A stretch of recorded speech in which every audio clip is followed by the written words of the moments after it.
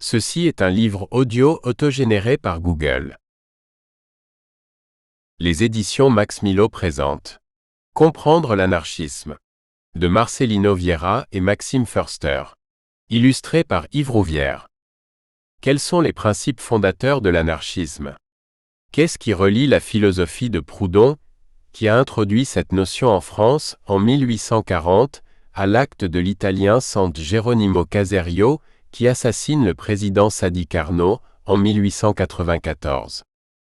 Cette introduction à l'anarchisme permet de comprendre les enjeux et les tensions qui traversent ce courant, et de saisir pourquoi il pourrait s'imposer aujourd'hui comme une réponse à la crise morale et économique des sociétés contemporaines.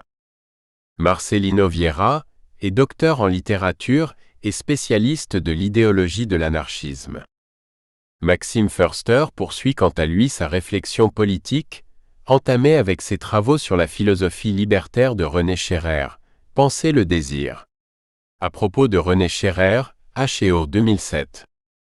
Yves Rouvière a déjà illustré pour la collection Essais graphiques Freud 2011, Marx et le Capital 2011, Sade 2012 et Lacan 2012. Des notes et les illustrations sont disponibles sur les éditions e-book et brochets du livre. Introduction, mal lu, mal compris, clichés et préjugés sur l'anarchisme. Vive l'anarchisme! Ma mort sera vengée, prédisait l'anarchiste Auguste Vaillant avant d'être guillotiné à Paris en 1894. Ce dernier avait été condamné à mort après avoir perpétré un attentat à la bombe contre les députés lors d'une session de travail à l'Assemblée nationale. Vaillant avait raison puisque, d'une part, l'anarchisme allait survivre aux lois scélérates, votées en 1893 et 1894, censées le décapiter, et d'autre part, sa mort allait être vengée la même année par San Geronimo Caserio, qui, poignardant mortellement le président de la République Sadi Carnot, considérait punir le responsable de la mise à mort de Vaillant et d'autres anarchistes. La longue vie de l'anarchisme est complexe, obscure, comme entourée d'une aura d'illégalité. La cause?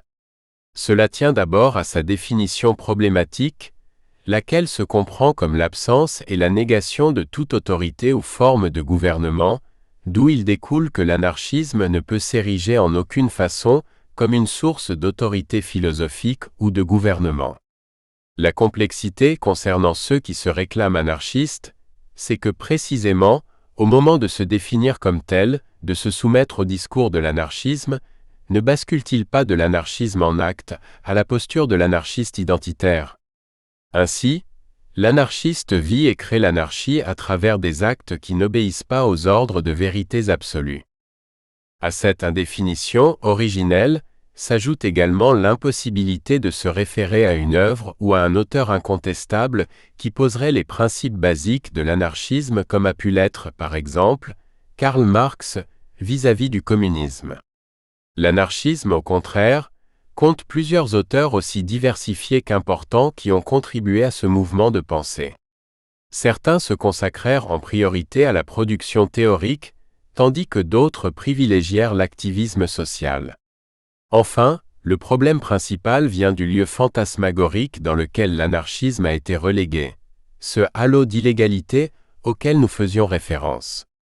D'un côté, l'anarchisme est en partie responsable de ce lieu en raison de la mise en pratique de ses théories, de sa violence stratégique, mais d'un autre côté, il n'a cessé d'être l'objet d'une propagande de calomnie et d'éradication totale.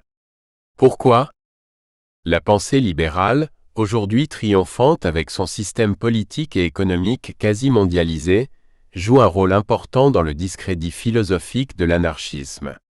Les libéraux soutiennent que la société se fonde sur la régulation des passions par la loi, autrement nommée la raison d'État.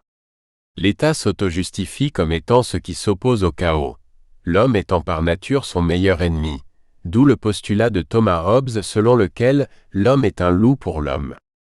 Ainsi, l'État a en charge la domestication de l'animalité et des passions qui menacent de gangréner l'ordre social. Dans une perspective libérale, fondant l'État comme le garant de l'ordre, l'anarchisme est perçu politiquement comme l'équivalent du péché original dans la religion judéo-chrétienne, à savoir comme la tentation du désordre et de la mort sociale.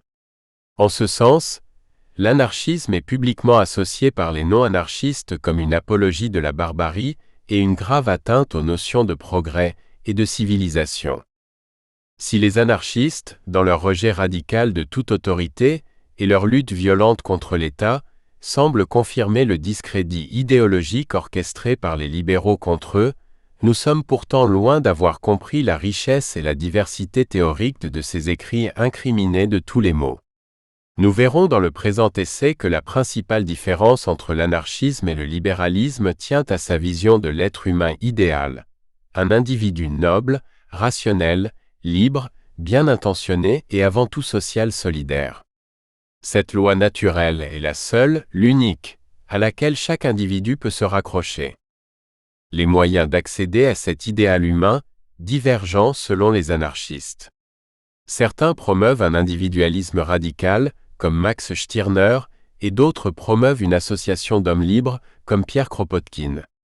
Les divergences se retrouvent aussi dans les moyens de lutter contre le capital et son gardien, l'État. Par exemple, on retrouve parmi les anarcho-communistes des sympathisants de la violence, mais aussi ceux qui considèrent la grève générale comme la stratégie de lutte contre le capital.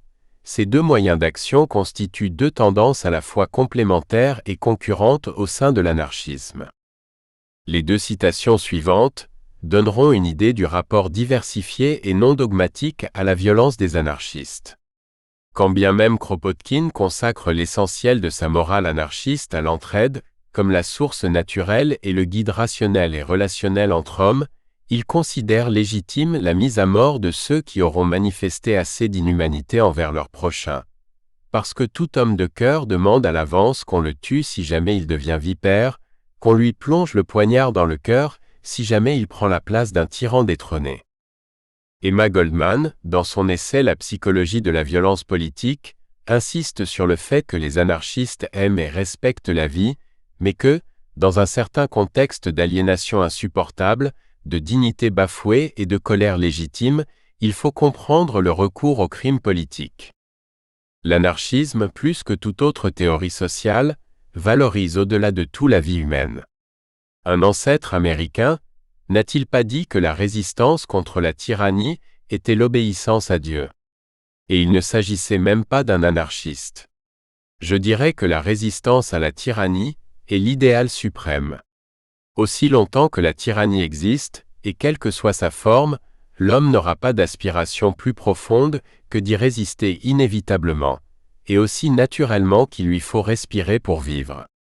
Comparé à l'échelle de la violence du capital et du gouvernement, les actes politiques violents ne sont qu'une goutte dans l'océan. Les prochains chapitres seront l'occasion d'explorer et expliquer les principes fondamentaux de l'anarchisme, de sa diversité tant théorique que pratique, qui aura été creusée tout au long de l'histoire des XIXe et XXe siècles.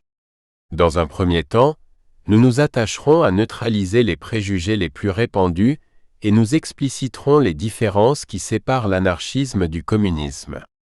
Dans les derniers chapitres, nous analyserons la pensée anarchiste à travers ses méthodes révolutionnaires et ses propositions pour évaluer comment on établit une société anarchiste et à quoi elle ressemble.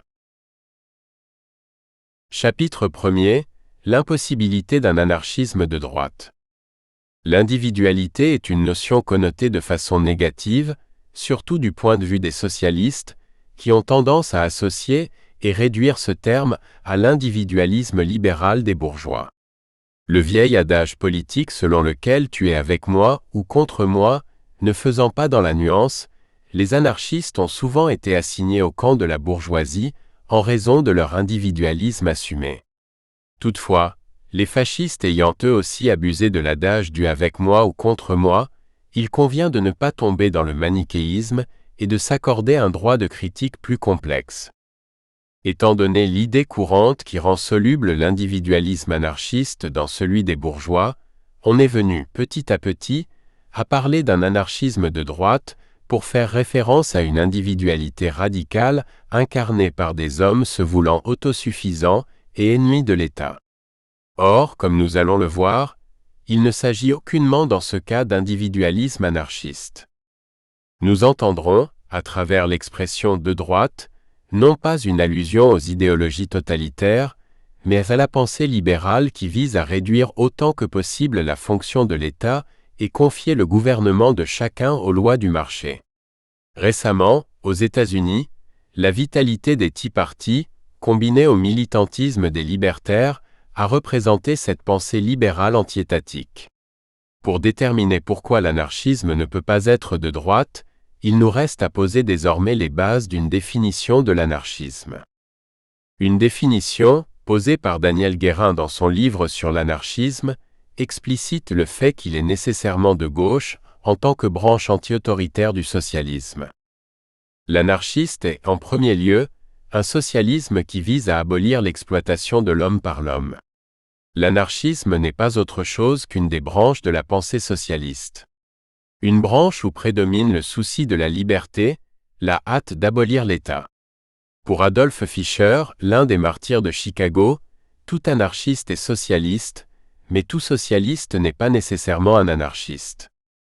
Ainsi, la différence principale entre anarchiste et libertaire est que si les deux partagent la défense de la liberté individuelle comme valeur suprême, pour les anarchistes, la défense de la liberté individuelle est indissociable de la lutte pour l'égalité à travers le projet socialiste de l'abolition de l'exploitation de l'homme par l'homme.